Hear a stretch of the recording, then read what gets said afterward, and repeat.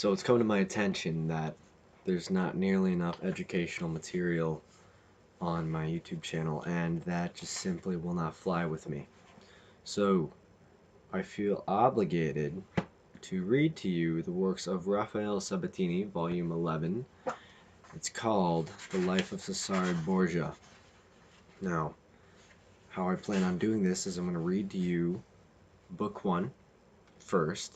I'm going to start with Chapter 1. We're going to do a chapter, an episode. Um, but yeah, it's not too long. I just feel the need to be more educational on this YouTube channel so that we could all learn something. Okay, let me just find my writings of Rafael Sabatini, and let me flip to where I need to go. The Life of Cesare Borgia. Okay, here we go. Book 1, The House of the Bull.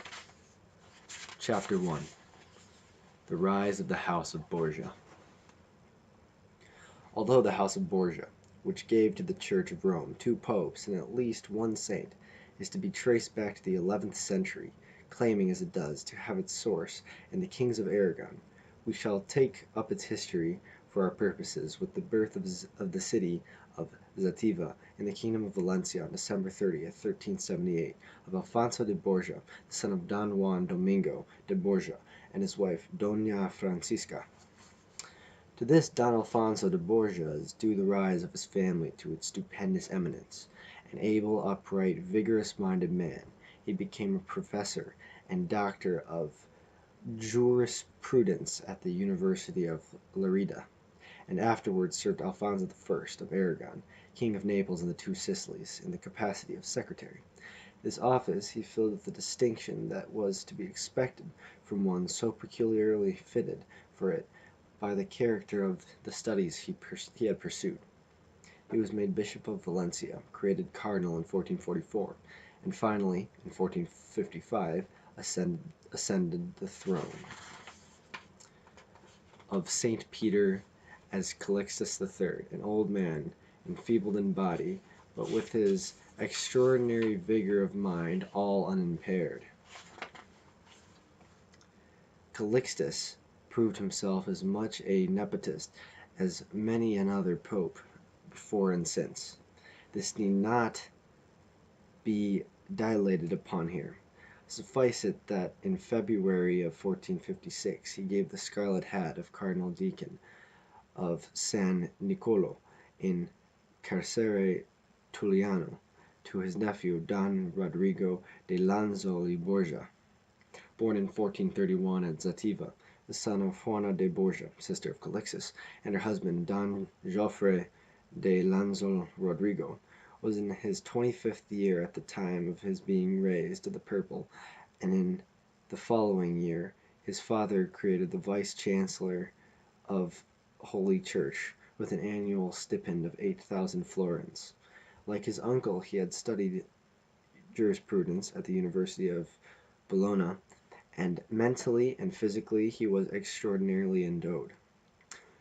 From the pen portraits left him by Gasparino of Verona and Girolamo Porzino, we know him for a tall, handsome man, with black eyes and full lips, elegant, courtly, joyous, and choicely eloquent, of such health and vigor and endurance that he was insensible to any fatigue. Giasone Maiano of Milan refers to his "elegant appearance, serene brow, royal glance, and a countenance that at once expresses generosity and majesty, and the genial and heroic air with which his whole personality is invested." To a similar description of him, Gasparino adds that all women upon which so much as casts his eyes he moves to love him, attracting them as the lodestone attracts iron, which is, must be admitted, a most undesirable reputation in a churchman. Pasquale Villari, a modern historian who follows the well-worn track when writing of the Borgias in his Machiavelli I Suoi Tempi, says of Rodrigo that he was a man of neither much energy nor determined will. and further that the firmness and energy waiting to his character were, however, often replaced by the constancy of his evil passions, by which he was almost blinded. The historical worth of how stricture may be measured by its logical virtue, how the constancy of evil passions can replace firmness and energy as factors of worldly success, not not readily discernible, particularly if their professor is blinded by them.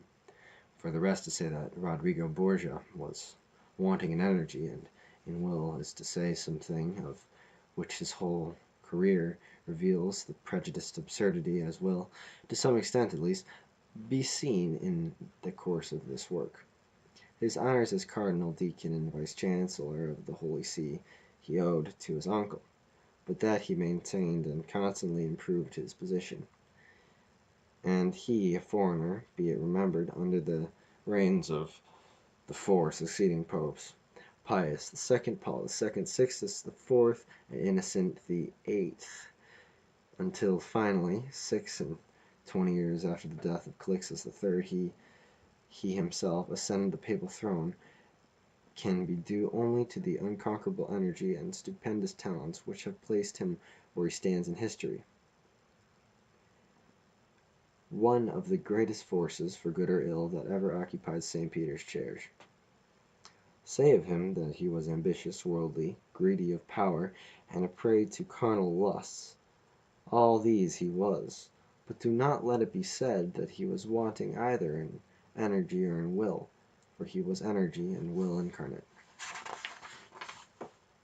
Consider that when Calixtus III assumed the tiara, Rome became the Spaniards' happy hunting ground, and that into the eternal city streamed in their hundreds of Catalan adventures, priests, clerks, captains of fortune, and others who came to seek advancement at the hands of a Catalan pope. The Spanish invasion Rome resented. She grew restive under it. Rodrigo's elder brother, Don Pedro Luis de Lanzel y Borgia, was made gonfalonier of the church, castellan of all pontifical fortresses, and governor of the patrimony of St. Peter, with the title of Duke of Spoleto and later Prefect of Rome, to the displacement of an Orsini from that office.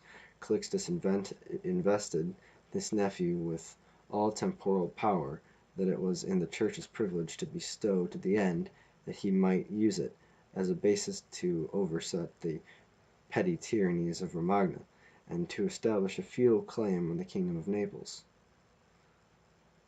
Here, already, we see more than a hint of that Borgia ambition, which was to become a byword, and the first attempt of this family to found a dynasty for itself, and a state that should endure beyond the transient tenure of the pontificate, an aim that was later to be carried into actual, if ephemeral, fulfillment by Cesare Borgia. The Italians watched this growth of Spanish power with jealous, angry eyes. The mighty house of Orsini, angered by the supplementing of one of its members in the prefecture of Rome, kept its resentment warm and waited. When August of 1458 Calixtus lay dying, the Orsini seized the chance. They incited the city to ready insurgents, and with fire and sword they drove the Spaniards out.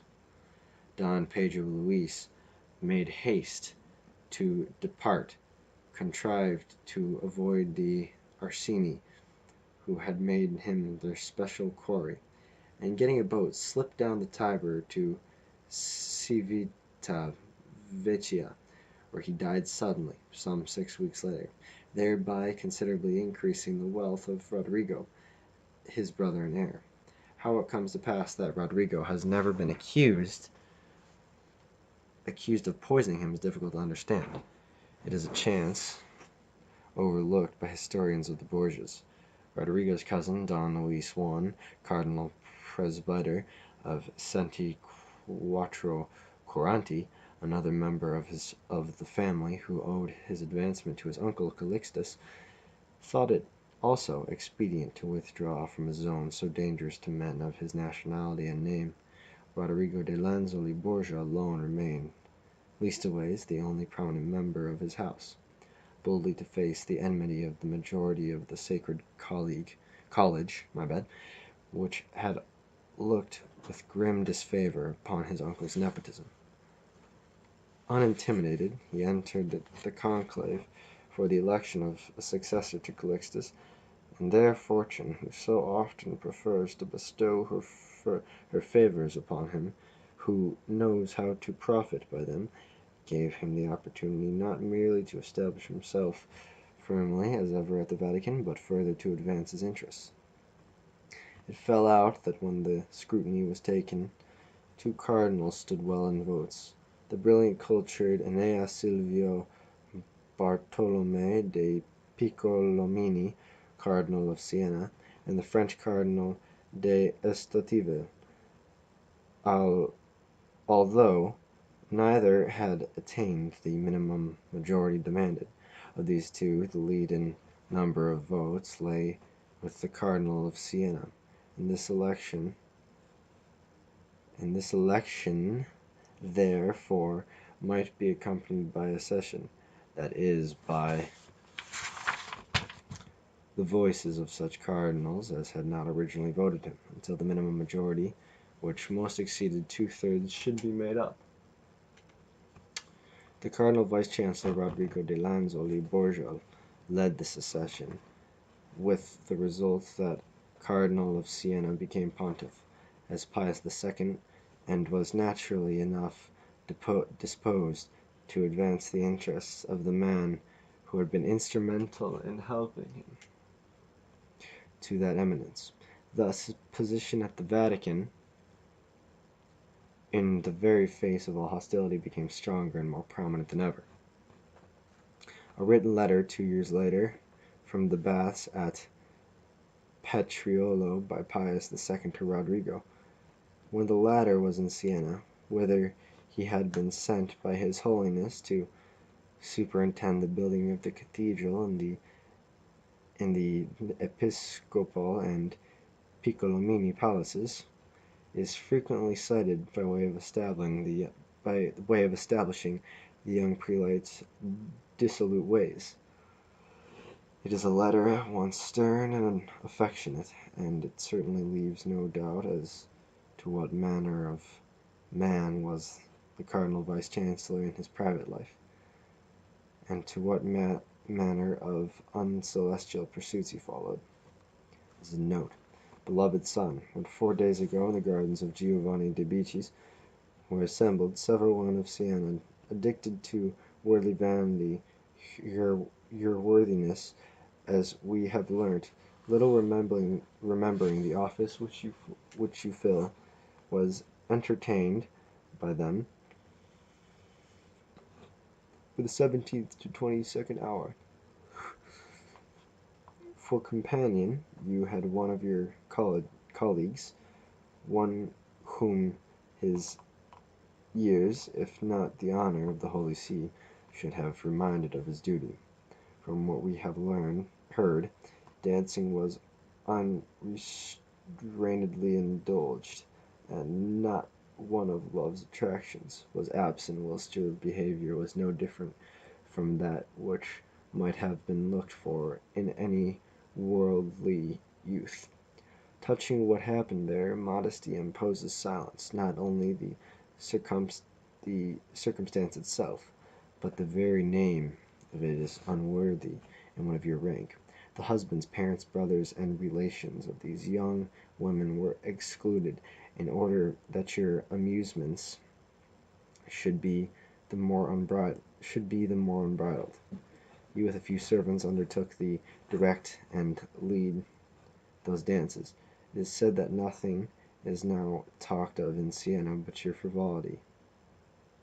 Certain it is that here at the baths, where the concourse of ecclesiastics and laity is great, you are the topic of the day. Our displeasure is unutterable, since all this reflects dishonorably upon the sacerdotal estate and office. It will be said of us that we are enriched and promoted, not to the end that we may lead blameless lives, but that we may procure the means to indulge our pleasures. Hence the contempt of us entertained by temporal princes and powers, and the daily sarcasms of the laity. Hence also the reproof of our own mode of life, when we attempt to reprove others. The very vicar of Christ is involved in this contempt, since he appears to countenance such things. You, beloved son, have charge of the bishopric of Valencia, the first of Spain. You are also vice-chancellor of the church, and what renders your conduct still more blameworthy is that you are among the cardinals with the Pope, one of the councillors of the Holy See. We submit it to your own judgment whether it becomes your dignity to court young women, to send fruit and wine to her you love, and to have no thought for anything but pleasure. We are censured on your account. The blessed memory of your uncle Calixtus is vituperated, since in the judgment of many he was wrong to have conferred so many honors upon you. If you seek excuses in your youth, you are no longer so young that you cannot understand what duties are imposed upon you by your dignity. The cardinal should be irreproachable, a model of moral conduct to all. And what just cause we have for resentment when temporal princes bestow upon us titles that are little honorable, dispute with us our possessions, and attempt to bend us to their will? In truth, it is we who inflict these wounds upon ourselves, and it is we who create for ourselves these troubles, undermining more and more each day by our deeds the authority of the Church. Our guerdon is shame in this world, and condign punishment in the next. May your prudence therefore be a restraint upon these vanities, and keep you mindful of your dignity, and prevent that you be known for a gallant among married and unmarried women. Should similar facts recur, we shall be compelled to signify that they have happened against our will, and to our sorrow, and our censure must be attended by your shame. We have always loved you, and we have held you worthy of our favor as a man of upright and honest nature. Act therefore in such a manner that we may maintain such an opinion of you, and nothing can better conduce to this than that should lead a well-ordered life. Your age, which is still such as to promise improvement, admits that we should admonish you paternally. Petrolio, June 11th, 1460. Such a letter is calculated to shock us in our modern notions of a churchman. To us, this conduct on the part of a prelate is scandalous beyond words.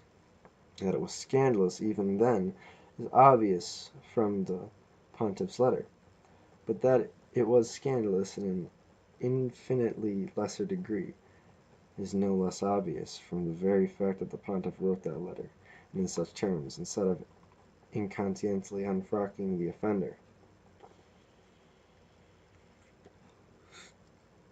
In considering Rodrigo's conduct, you are to consider, as has been utterly urged already, the age in which he lived. You are to remember that it was an age in which the passions and emotions were no such masks as they wear today, but went naked and knew no shame of their nakedness, an age in which personal modesty was as little studied as hypocrisy, and in which men wore their voices as openly as their virtues. No amount of simple statement can convey an adequate notion of the corrupt state of the clergy at the time. To form any just appreciation of this, it is necessary to take a peep at some of the documents that have survived.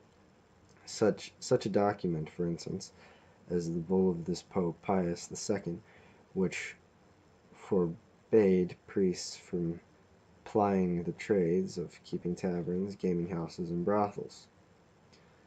Ponder also that under his successor Sixtus IV, the tax levied upon the courtesans of Rome enriched the pontifical coffers to the extent of some 20,000 ducats yearly.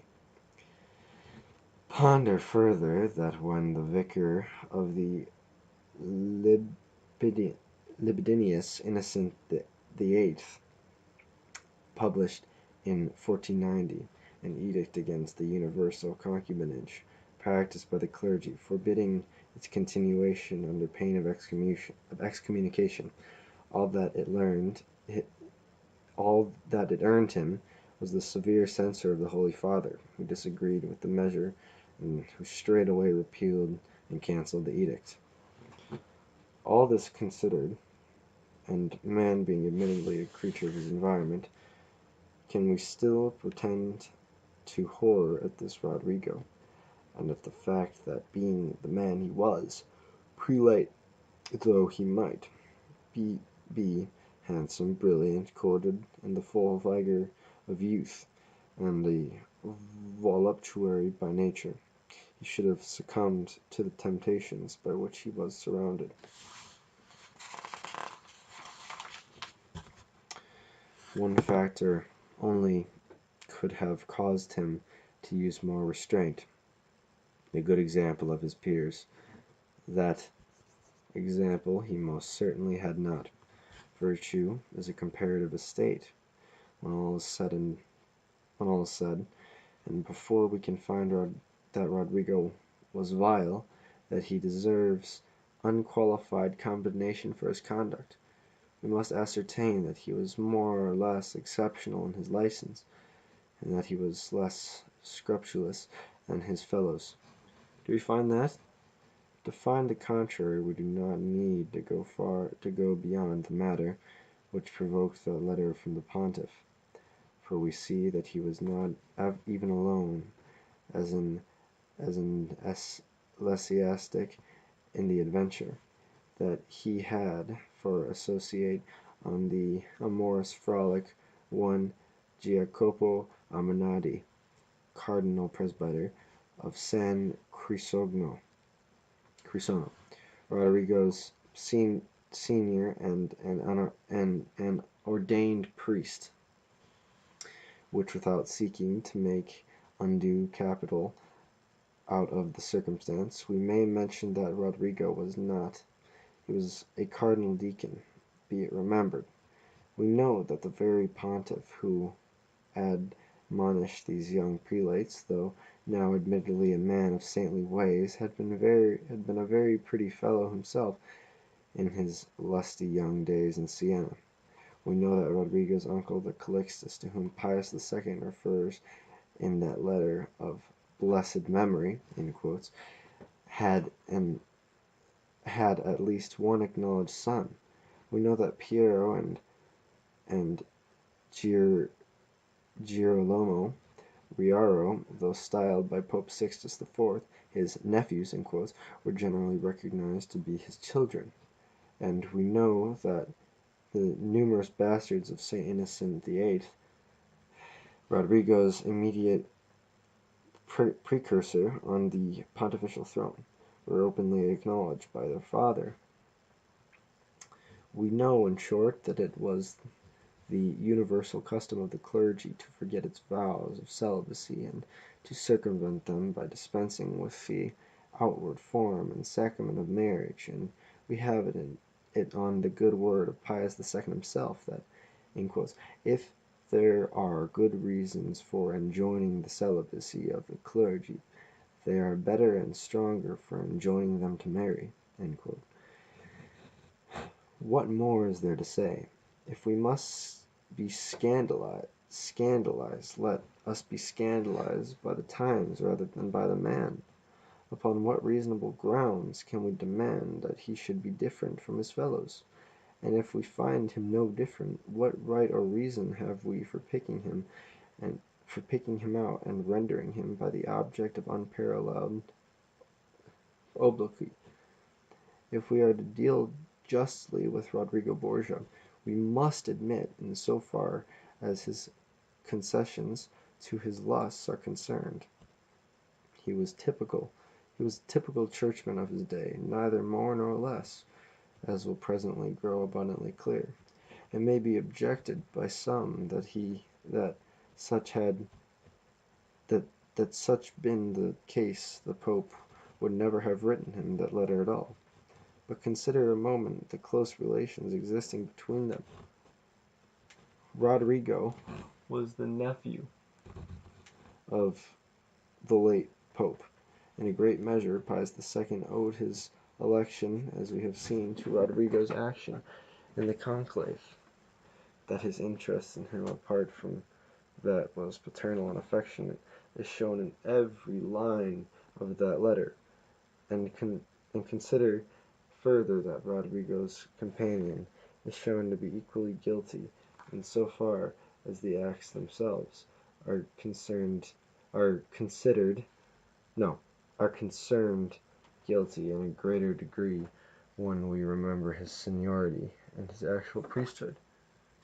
Yet, to Cardinal Aminati, the Pope does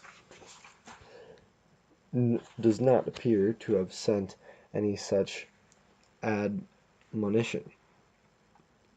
Is it not that sufficient proof that in his admonition of Rodrigo was dictated purely by his personal affection for him? In the same year, 1460, was born to Cardinal Rodrigo a son, Don Pedro Luis de Borgia, by a spinster, mulier soluta, unnamed. The son was publicly acknowledged and cared for by the cardinal. 7 years later, in 1467, he became the father of a daughter, Girolama de Borgia, by a spinster whose name, again, does not transpire. Like Pedro Luis, she too was openly acknowledged by Cardinal Rodrigo. It was widely believed that this child's mother was Madonna Giovanna de Catanai, who soon became quite openly the cardinal's mistress, and was maintained by him in such state as might have become a maîtresse and titre. But as we shall see later, the fact of that maternity of Girolama is doubtful in the extreme. It was never established, and it is difficult to understand why not, if it were the fact. Meanwhile, Paul II, Pietro Barbo, Cardinal of Venice, had succeeded Pius II in 1464, and in 1471 the latter was in his turn succeeded by the formidable Sixtus IV, Cardinal Francesco Maria della Rovere, a Franciscan of the lowest origin, who by his energy and talents had become general of his order, had afterwards been raised to the dignity of the purple. It was Cardinal Rodrigo de Lanzoli Borgia who, in his official capacity of Archdeacon of Holy Church, performed the ceremony of coronation and placed the triple crown on the head of Pope Sixtus.